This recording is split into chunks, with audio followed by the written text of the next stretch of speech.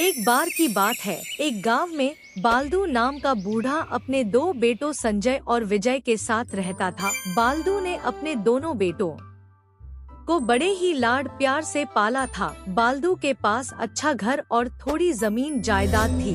बालदू का छोटा बेटा विजय अभी शहर में पढ़ाई कर रहा था। उसके विपरीत बड़ा बेटा संजय पढ़ाई लिखाई को छोड़ दिया था। गांव के गरीब और असहाय लोगों से गुंडागर्दी करता और उनसे पैसा छीन लेता था। उन्हीं पैसे से वो अपनी ख्वाहिश पूरी करता था। संजय खा खा के बस अपना शरीर ही बढ़ा रहा था। बस हर समय वह लोगों द्वार छीने पैसे से तरह तरह के पकवान लाकर खाता और अपना वजन बढ़ाता सभी लोगों के साथ दादागिरी करता था। संजय के पिता बालदू जी अपने बेटे के इस आदत से परेशान थे।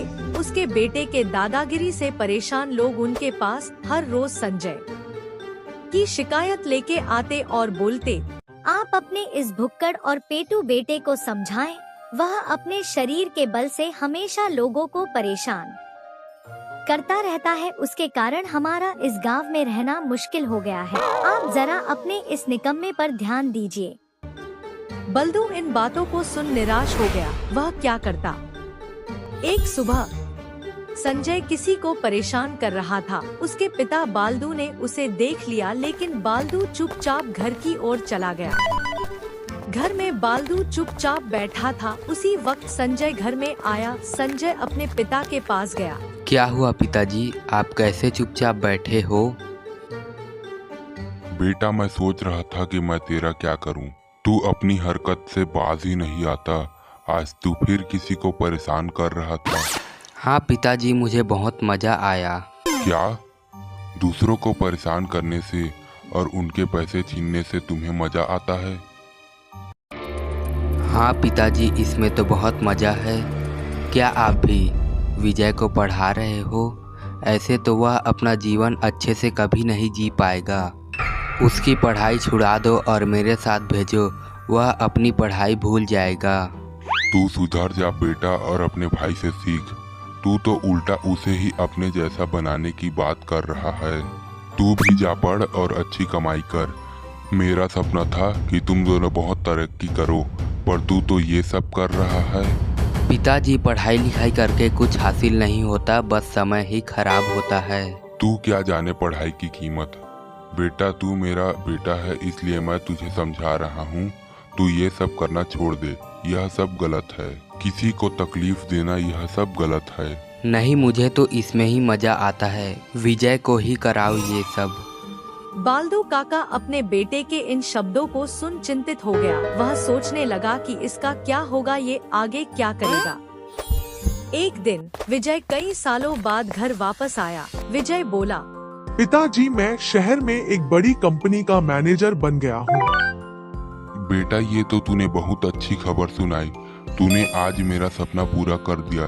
बेटा, तुम अपने इस कार्य में खूब सफलता प्राप्त करो बेटा। धन्यवाद पिताजी। पिताजी, भैया कहाँ है? तेरा भैया आज भी वैसा ही है। अपने कारनामों से वह बाज नहीं आया। मैं तो उससे परेशान हो गया हूँ। मैं क्या करूँ बेटा।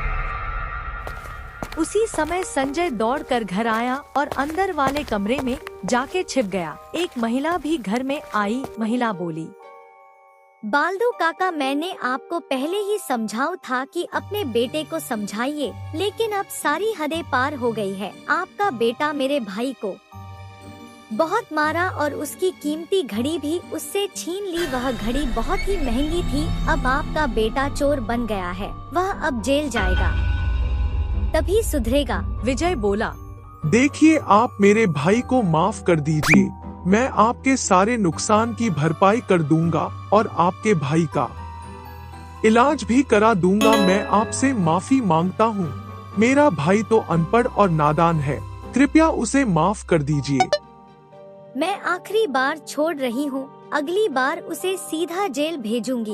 संजय उनकी बातें सुन बाहर आया। उस महिला से बोला, मुझे माफ कर दीजिए, मैं लालच में आ गया था। ये लीजिए आपके भाई की घड़ी। महिला ने घड़ी लिया और चली गई। बालदू बोला, अब तू चोरी और लूटपाट भी करने लगा है और लोगों से तू तो बस थोड़े बहुत पैसे ही छीनता था, लेकिन अब तेरी यह आदत विकराल रूप ले चुकी है। अब तू अपना चोरों का गैंग बनाएगा और बैंक लूटेगा। जा चला जा, तू यहाँ से कभी भी मुझे अपनी शक्ल मत दिखाना। आज घड़ी चुराई है, कल सोने की घड़ी चुराएगा। जा बेटा, तू कैसे जिएगा तू खुद ही जान। तूने तो मेरे सारे सपनों पर पानी फेर दिया। जा यहाँ से कहीं दूर चले जा। पिताजी, मैं माफ़ी के तो लायक नहीं हूँ। आप जो मुझे बोलते थे वे फिजूल की बातें नहीं थी। मैं आज लालच में आ गया था और अज्ञातवश मैंने ये किया। मेरे भाई विजय, अगर मेरे पास तेरे जैसा ज्ञान होता तो आज मैं यहाँ अपनी गलती का प्रायश्चित नहीं कर रहा होता। भाई, तेरा ज्ञान जीत गया, मेरी गुंडागर्दी हार गई। मेरे भाई और पिताजी, कृपया मुझे माफ़ कर दीजिए। मैं अपने इस गुंडागर्दी के काम को छोड़ दूंगा और लोगों को तकलीफ़ भी नहीं दूंगा। मैं गांव में ही छोटा मोटा काम कर लूँगा। पिताजी, मैं आपको किसी चीज़ की कमी ना होने दूंगा। भाई विजय, तू जा और खूब सफल हो।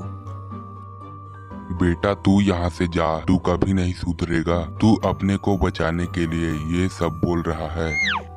नहीं पिताजी, मुझे समझ आ गया है कि गुंडागर्दी और दादागिरी सब बेकार है। मेहनत से खाना और परिवार के साथ ही खुशी मिलती है। विजय बोला। पिताजी, भैया को अब समझ आ गया है। अगर उनको एहसास नहीं होता तो आज भैया ऐसी बात नहीं करते। पिताजी, भैया को माफ कर दीजिए। उन्हें अपनी गलती का पूरा एहसास हो गया। हाँ पिताजी, मुझे माफ़ कर दीजिए। मैं अब से ऐसी गलती नहीं करूँगा। मैं चोरी भी नहीं करूँगा। मुझे एक मौका तो दीजिए। अगर इस बार मैंने कुछ गलत किया तो आप मुझे घर से निकाल देना, फिर मैं वापस आपके पास कभी भी नहीं आऊँगा। पिताजी, मुझे माफ़ कर दीजिए। सुन बेटा संजय, मैं तुझे एक मौका तो दे रहा हूँ। तू अपनी हरकतों से बाज आ जा। मैं तेरी इन हरकतों से परेशान हो गया हूँ। तू मेरा बेटा है, तुझे मैंने मौका दिया। अब तू अच्छे से रहना बेटा और किसी को परेशान ना करना। अपने शरीर के बल से किसी को तकलीफ ना देना। जा बेटा, तुझे माफ किया। तुझे अपनी गलतियों का एहसास तो हुआ कि जो तू करता था वह गलत था। भैया, मैं अपने मालिक से बात करके आपको काम दिलवाऊंगा और मुझसे जितना हो सकेगा मैं उतना आपको पढ़ाऊंगा। ठीक है मेरे भाई, तब तक मैं यही आसपास में कुछ और काम कर लूँगा। और भाई, मैं अब भी पढ़ सकता हूँ? हाँ भैया, पढ़ने के लिए उम्र नहीं देखते। अगर आप थोड़ा ज्ञान प्राप्त कर लेंगे तो आप अच्छी नौकरी प्राप्त कर लेंगे। भाई, तू मुझे आज से ही पढ़ाना शुरू कर दे।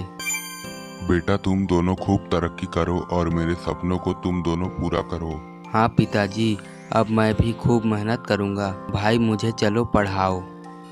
उस दिन के बाद से संजय ने गुंडागर्दी छोड़ खूब पढ़ने लगा। उसकी नौकरी भी लग गई। दोनों भाई एक ही कंपनी में काम करने लगे। दोनों भाइयों ने खूब तरक्की की। उनके पिताजी भी अपने बच्चों को तरक्की करते हुए देख बहुत प्रसन्न हुए। पिता बोले, बेटा संजय, तू पूरी तरह बदल गया।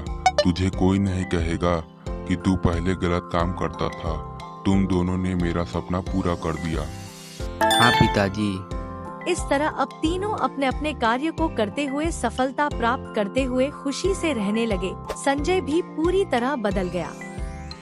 हर किसी से प्यार करता और उनकी मदद भी करता। अब संजय पूरी तरह बदलकर अच्छे काम